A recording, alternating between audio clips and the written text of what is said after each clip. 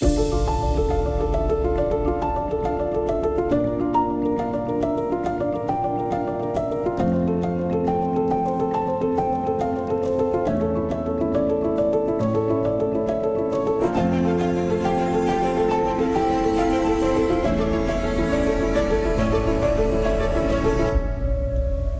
say good morning, everyone. It's like seeing you guys, and what an awesome time did we have in worship this morning, hey? Or is it just me? Yeah. Thank you so much for the guys ushering us into the presence of God, man. I'm really excited. And man, it's actually quite so amazing, the topic that we're going to talk to. But before I get to that, for those of you that don't know, my name is Philip. I'm one of the pastors here at Lighthouse Church. And today it's my turn to bring you a message from the Word of God, which is always such a great, great honor. So, the message that I want to bring to you today is something called pruning. So, Fani, well done with that. I must say I had quite a lucky giggle when I heard you share that word. Me and Gustav were having a lucky chuckle. But it is pruning for greater growth. And at the start, you might stand here and think, it's not really inviting because it hurts and you think it might be a form of punishment or anything like that. But it really isn't exactly that. It's actually something completely different. And I think we as Christians sometimes completely misunderstand when it comes to discipline and pruning. And sometimes just some dof plans that we've made. Okay. Very importantly, God is about growth. God designed everything through creation with growth in mind. In everything. When He said to Adam and Eve, multiply. People like myself took it seriously. I have 4 kids. Okay? So I made sure that there's going to be an awesome generation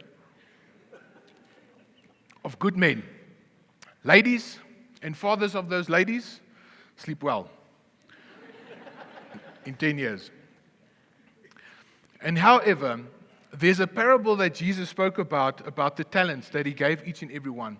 And something that I heard when I studied this, and I always wondered about this, is you'll find that why did God give the one only 1 talent, the other one only 5, and the third one only 10?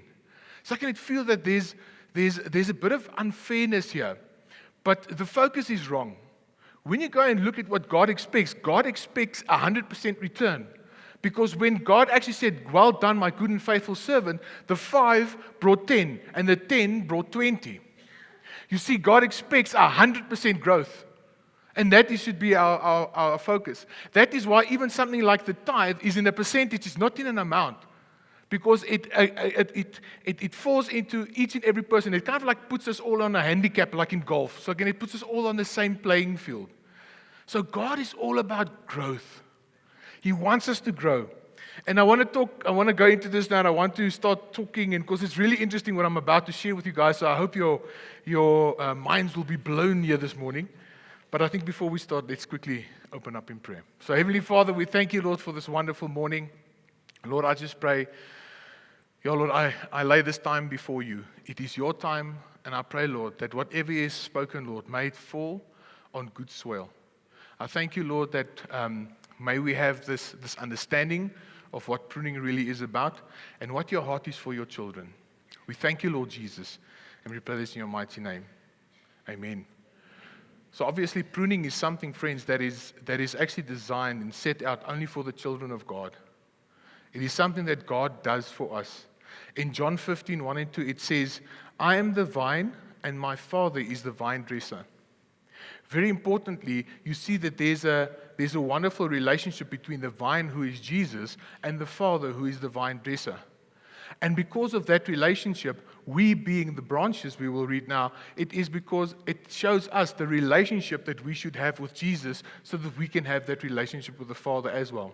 So Jesus is the ultimate example. Verse 2 says, every branch in me that does not bear fruit, He takes away. And every branch that does bear fruit, He prunes, that it may bear more fruit. What is quite interesting about this, the word takes and prunes is actually in Greek the same word, and we'll talk about it now, but it also can be translated as cleansing. And when you look at the old days farmers, what they usually did was if a branch on a vineyard started growing towards the ground, what they would do is they would clean it and pick it up and put it back to where it should be growing so that it can bear fruit. And not on the ground, because on the ground, I don't know if you've noticed, but there's no sunlight. So the father will then come and pick up the branch and then also put it in. Which is quite interesting, because when you look at the life cycle of a plant, and many of you might know, especially like for a bonsai tree, if you keep on pressing it to grow in a certain way, it puts stress on the tree. And in many fruit trees, when you put stress on a tree, it actually thinks it's dying, so it pushes out more fruit. Don't worry. Sometimes pruning feels like dying, but you're not.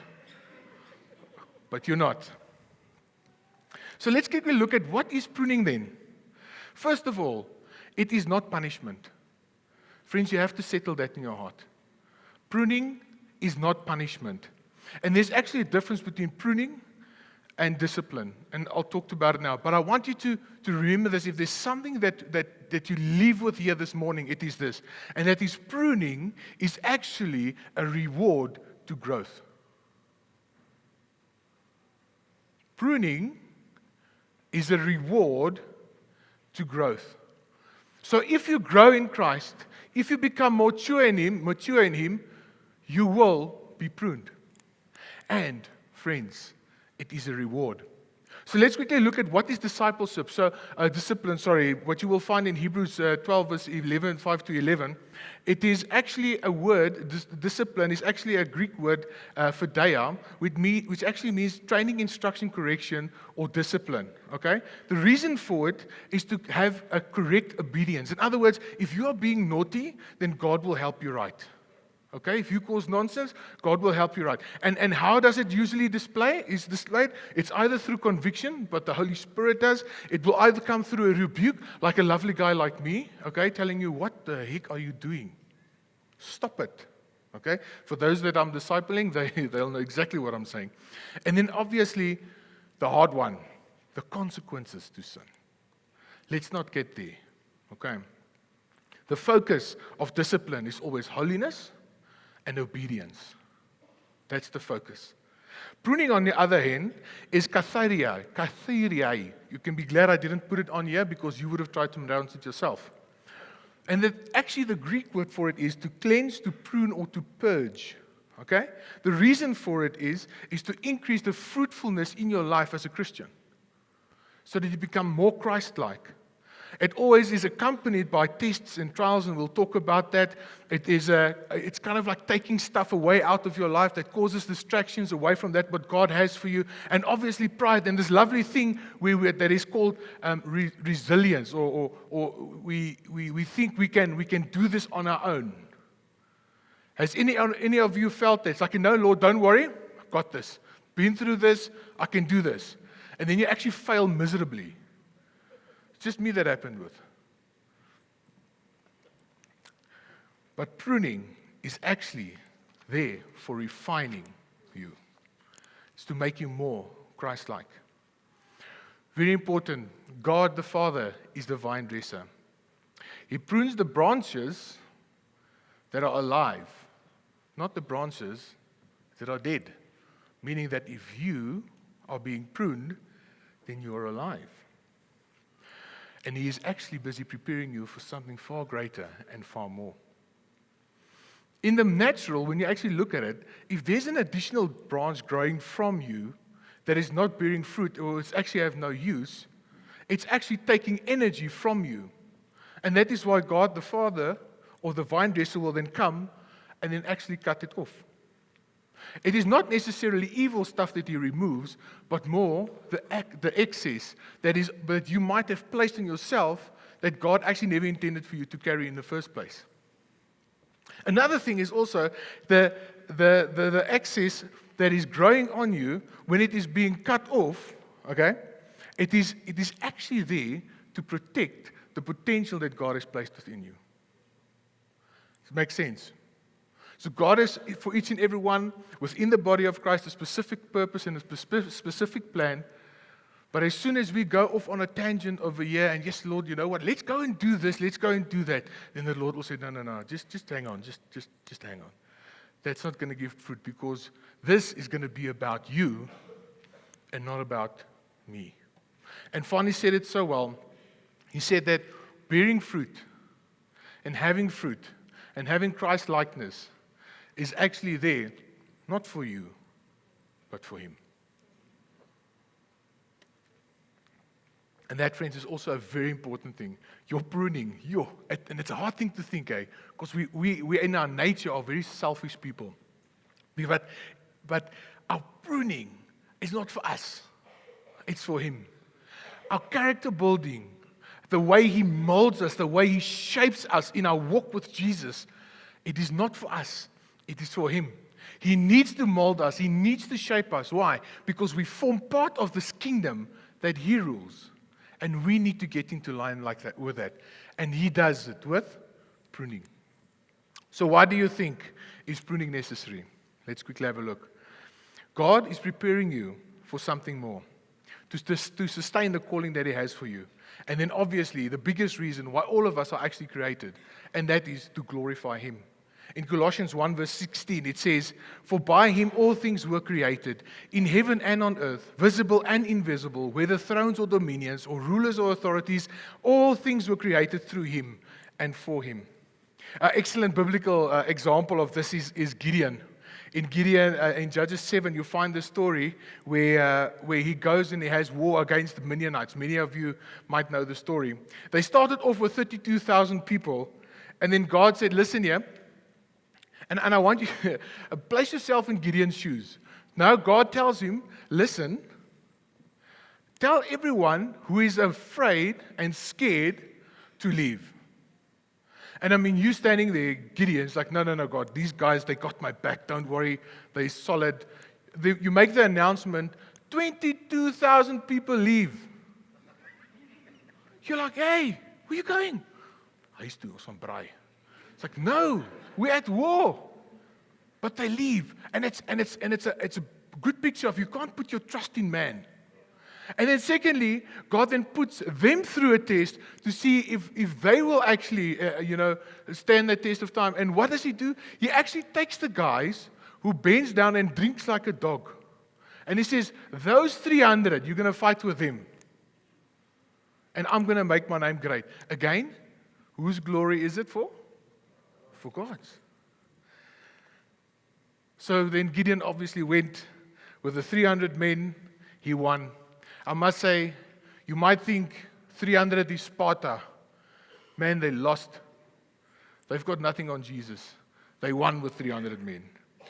And it is such a beautiful picture for me, because when you look at Gideon, and you look at the personality of him when he is going through it, it's kind of like for me as well, because you have this expectation that, you know what, no, that everything is going to be okay, don't worry. And then it's like God is just taking more, and He's taking more, and He's taking more. Has any of you gone through that? It's like you just feel like, God, when are you going to stop? Okay, someone agrees with me there. How are we pruned? I want to share with you two examples. I love roses. Roses is beautiful. I love the King David rose, the double delight, the sentimental, the roses that smell nice. They look beautiful. But my wife goes savage on our roses once a year, and usually here just before summer, she will go into our garden and just take this little scissors and just start cutting the stuff. And I mean, the thing is completely naked. It's cut I look at the thing, it's like, this thing is going to die. This year, this thing is going to die. I'll never forget the one year, she clipped the thing right above the ground. I said, "My vrou, what? And years later today, I cannot tell you how beautiful those flowers are. Another example, in forestry, we have, when you plant trees for the purpose of making furniture, then your rotation of trees are usually about between 25 and 30 years, depending on your location and all of that. But what is quite interesting, it goes through 3 or 4 phases where the trees are pruned for 2 specific reasons. Firstly, Especially after the third or fourth year, they get a meter pruning because they want to create canopy closure. Because as soon as you have canopy closure, weeds cannot grow in the bottom and compete. But more the reason why they are cutting it is because by the time that they take out the trees and harvest the trees, the first 6 meters is called the veneer log. It is the most expensive part of the timber that you'll find. So even those trees have to go through this process of pruning. Why? Because there's value that is coming out at the end. So some ways that God is that God is pruning us is through short periods, through testing. Good example of it is Abraham. Hey? Abraham had to sacrifice his son. It wasn't actually to put Abraham down, but it's actually to deepen Abraham's faith in God. Sometimes we go through temptation, and I need to say this very clearly, friends. God doesn't tempt you. Okay? God is not the one who will tempt you with evil. However, He might allow temptation in your life for one specific reason, to show you what you are being tempted with. Because in James 1 verse 13 and 14 it says, "Let no one say that he is tempted. I am being tempted by God. For God cannot be tempted with evil, and He Himself tempts no one. But each person is tempted when he is lured and enticed by his own evil desires." So it's your own evil desires that causes temptation. And the thing is, God will always put a way out for you in every temptation. And the thing about this is the choice that you make there will determine whether you are attached to the vine or not. Are you going to attach yourself to the vine, or are you going to start growing here in this other direction? And then later on, the vine dresser is going to come and he's going to say, "Snip, snip." Okay? Make the right choice when being tempted. Through trials and tribulations. And these are usually over a bit of a longer time. And here I can really give testimony because, sure, having twins. Many will tell you, "No, man, it's double the work." It's not. It's like 4 times the work. And I'll never forget. The thing is, when we got home with our twins, with Tobes and Josh, Letty still had extremely hard back problems. She went in for an op, and they were prem babies, so I had to be up every 3 hours. So I looked like a zombie permanently. It's like red eyes, looked like I welded through the night, and it's just at one stage, guys, I actually stood in my kitchen. And I said, "Lord, are we going to go on like this for the rest of my life? Because I can't do it. I can't. It's too much. Kids are too much." Now, if you know me, I don't have brothers, okay? Many believe I ate mine, okay? But, and I'm the only kid, like I said. I had a single mom, so everything was mine. But it was in that time, man, God was making a father out of me. And guys, you know what, when I look back, and even yesterday I said to Letty, my wife, I said, "Listen, next year the boys are 8 years old. How did that happen?" And they are the most gentlemen, nice boys, even though sometimes I just want to tell them, pick them up and put them somewhere else. But I can say that, you can't say it. But they are such gentlemen, and I love them so, so much. And I'm telling you now, friends, if I did not go through that, I would not be the father that I am today. So there is a fruit that will be produced through your pruning, or sometimes through the lifting up of the branches. James 1 verses 2 to 4 says, "Count it all joy, my brothers, when you meet trials of various kinds. For you know that the testing of your faith produces steadfastness, and steadfastness has its full effect, that you may be perfect and complete, lacking nothing." Another thing that God sometimes does is He will take away something that you might think is good, or that you might deem as good. These can be things like friendships, music, job, your comfort zones. There you need to make a choice yourself to say, "Lord, I'm going to climb out of my comfort zone." But I want to talk about friendship and music this morning, because friendships are probably one of the hardest things. That when you get saved, there's sometimes a bit of a sever that happens between you and your friends. And I could remember it as well when I was at university. I was one of the guys that were heavy on fuel. It's like, and I drank a lot and I cared a lot. And now, all of a sudden, I come back from my practical year and I have a halo above my head. And now I'm all holy. And I don't drink and I don't swear and I don't gaan tequila anymore. And obviously, then there's a parting between you and your friends. And I want to tell you, yes, it hurts. It's not a lack of feeling. Okay? God is busy pruning that. And it's not to say that they're bad and they're going to hell, even though you might feel like it sometimes, okay? But at the end of the day, God is working through you to actually be an example for them. Allow the process. Also, something I'll never forget, I used to listen to metal and hard rock songs, and the one day the Lord just told me and said, Philip, I don't like your music. I don't like your music. And I said, okay. And he said, you need to get rid of it. So I was one of the pirate guys, and it's in the past now, okay? Don't arrest me. And so I took all my fake CDs of all my metal. Yes, I'm giving my age away here, sorry. It's like, we still listen to CDs. Like, what's a CD? So I sat in my room and I snipped everything up. And there I was, in absolute silence. And like Gustav said this morning, silence is not always that lekker. Hey? Or was it Hein? Silence is not always that lekker. However, God is faithful, friends. It wasn't 2 or 3 days later, a friend of mine climbed into my car. We were on our way to our life group. And she said to me, I don't know why, but God keeps on telling me I must give you this CD. And there I received my first Hillsong Praise and Worship CD.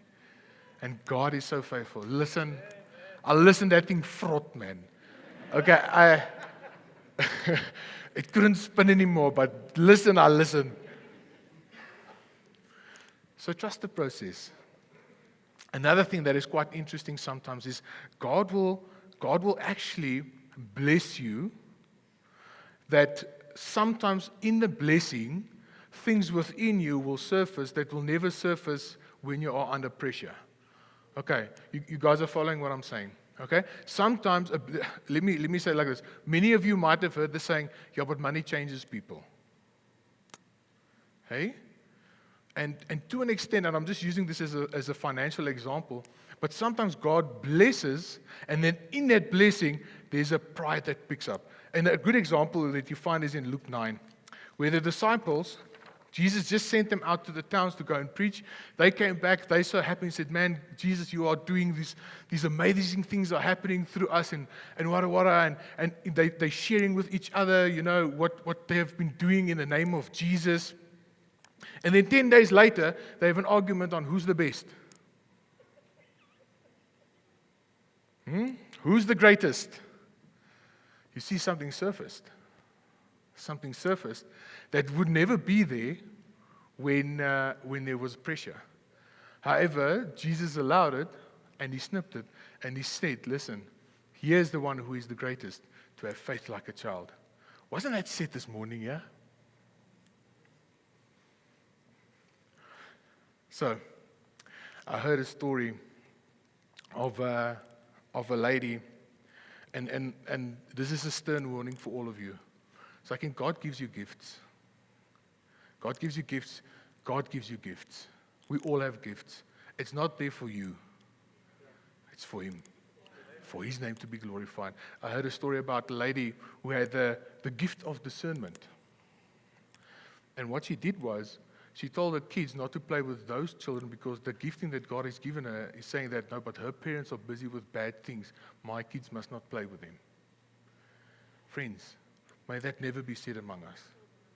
You can't use your gift that God has given you, okay, to judge people based on condemnation or salvation. We are not called for that. We are called to love. Okay? Use your gift for the furtherance of the kingdom of God. Okay? Not to edify yourself or to look nice. I'm telling you, snip, snip. God is going to prune you. Let's quickly have a look at the results of pruning. Okay? So pruning leads to a deeper love. Your love, okay, will be like Christ. You will love as Christ loved. You will have a greater obedience, not in a form of obligation in, oh, I must do this. It will be more out of, yes, Jesus loves me so much. How can I not? Second, how can I not love Jesus by loving him back? So your knowledge of the love of God, that you know that God loves you, actually has a great effect on your obedience. Because if you think God doesn't love you, oh, then I can do what I want. He died for you. No greater love is there than one who lays down his life for his friends. And then lastly, also, there's a lasting impact, so your fruit will remain. Joseph is a very good example of this. You will see that he was pruned through betrayal, slavery, he went to prison, but all of this, it actually prepared him for his calling. It made him ready. So that he can say at the end of the day in Genesis 50 verse 20, he said, as for you, you meant evil against me, but God meant it for good. Always God getting the glory. I hope you guys are hearing what I'm saying.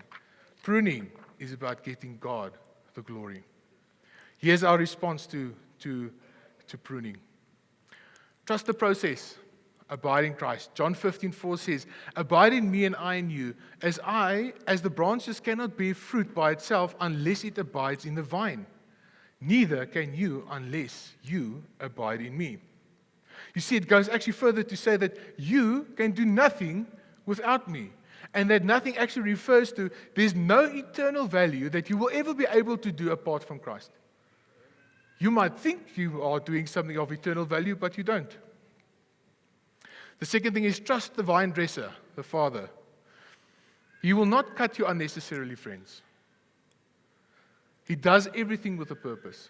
Everything that he does has a purpose when it comes to pruning. He prunes at the right time, the right amount, and with the right skill. You need to trust the Father. Expect greater things. Expect greater things. Cutting brings forth a great season of fruit. Though you are going through this hard time, and like I shared with you guys, with my kids, yes, I'm enjoying my boys, man. I'm glad to be a dad. And it's fun. I play tricks and pranks on them, and they play tricks and pranks on me. It's fun. But I had to go through that season for me to be a dad today. Expect greater things. Sorry, now I lost my point. Expect greater things. Cutting brings forth greater season of fruits. And the second point is, our God is a God of growth and always multiplication. You need to go from glory to glory. Guys, we can't sit here in this church and then 5 years from now, you're still the same guy that was there 5 years ago. Okay, it's called plateauing. It's spelled D-E-A-T-H. Did I spell it right? Death. Okay, you do it. You get this trappe van vergelijking of dood, dooier vrek. It's like you're up there somewhere. Okay, you cannot plateau as a Christian, friends. Because if you're up plateauing as a Christian, it means that you are not connected to the vine. Get connected to the vine. How do you connect to the vine? Read your Bible and pray every day. Spend time with our King. Allow His Word, because His Word says that the Word cleanses you. It is by His Word that you are being pruned. I want to conclude with this. At university, yes, I also went through, it's probably the time that year when I went back after I got saved. It was probably the year that I got the most pruning. I got pruned the most. And it was like God was stripping me so many times, and it hurt so bad. But the thing is, what He was busy doing was He was busy stripping me of myself. So whatever God is busy doing, He's busy stripping you of yourself. He's saying, you need to die so that I can live. I have the 7-iron, and I used to take about 4 or 5 balls. And on our campus, we had a mashie course, and I would walk up and down between these 2 holes and just play golf. And yes, one shot sucked more than the other. That's why it's called golf, okay? You play it because you don't know why, but you just play it, okay? It's fun. And no, I'm not better. I'm not.